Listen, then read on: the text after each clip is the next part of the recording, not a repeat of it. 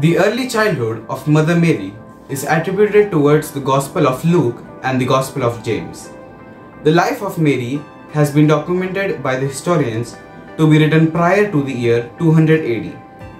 As the time drew near for the Redeemer of the world to be born, there lived in the town of Nazareth in Galilee a man by the name Joachim and his wife Anna. Joachim was a direct descendant of David, but lived a very modest and simple life. Both he and his wife were God-fearing people and were known for their humility and compassion. They never had any children, and being very aged, didn't expect to have any. They continuously prayed to God to send them a child. They even made a promise to God that if they had a child, they would offer it for the service of God. Childlessness was especially difficult for Joachim, because according to the scriptures, the Messiah Christ was to be born in his family, and their patience and faith was awarded when Anna conceived a girl child. They called her Mary. When Mary turned 3, Joachim and Anna decided that it was the time to fulfill their promise to God, and with the Blessed Mother, they went to the Temple of Jerusalem to devote her to God. She prayed and read the scriptures, and the Blessed Virgin lived at the temple for approximately 11 years and grew up to be deeply religious and obedient to God, as well as very modest and hardworking. Saint Jerome in his writings says, "Our Blessed Mother, along with the other virgins committed to the temple, would arise at dawn and pray until 9 o'clock. From 9 o'clock until 3 o'clock she would engage in other manual work. At 3 o'clock she would again return to prayer. Angels visited her regularly. She was described as good-looking and joyful, never angry, and full of grace in her conversations. Mostly, our Blessed Mother spent her time praying before the Holy of Holies, willing only to serve God. When she gave a vow to never marry and to remain forever a virgin. Since Joachim and Anna were in advanced old age, they did not live for long.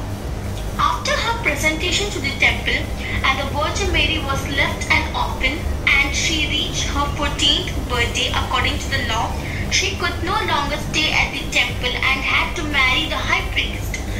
Being unaware of her vow but hesitant to violate the law of marriage, formally betrothed her to a distant relative of hers, the octogenarian Joseph, who promised to care for her and protect her virginity.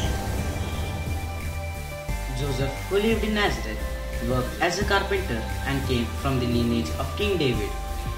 Mary, who led a modest life in the house of Joseph, was like in a temple. Mary was retired by her parents' house in Nazareth with 7 virgins of her age who were nursed by her. The angel Gabriel appeared to her and said that she would conceive and deliver Jesus, the Son of God. When Joseph knew that, he thought that he failed to protect her.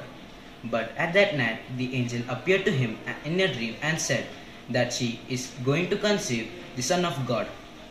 When they were traveling to Bethlehem, Mary came down from the donkey, knowing that the time has come. Joseph took her to the manger. The clouds stood still. The nature and humanity came to a stop there. Jesus was born. The role of Mother Mary in the divine life of Jesus is very significant. Mary believed and supported Jesus in his preaching. Mary believed in Jesus and his divine power, as we can see in the first miracle of Jesus in the Cana. With pure heart and clean hands, Mary bore the pain that no woman faced in the world. When her son was beaten into death, she saw her son fall at the base of the cross. She felt the spatter of the blood coming from his beloved son. Mary joins the apostles after the death of Jesus. She provides a model of prayer and encourages the apostles to wait and pray for the Holy Spirit. There was an angel's visitation to Virgin Mary to announce her impending death, that she will be shortly assumed into heaven. Finally, the Immaculate Virgin, preserved free from all the stains of the original sin when her course of the earthly life was finished, and taken body and soul into heavenly glory. and exalted by the Lord as the Queen of all living and the conqueror of sin and death. Mary is a symbol of justice, has stood by the cross, not just to see the death of her son, not to say the witness of his suffering, but to look forward for the salvation of the human race.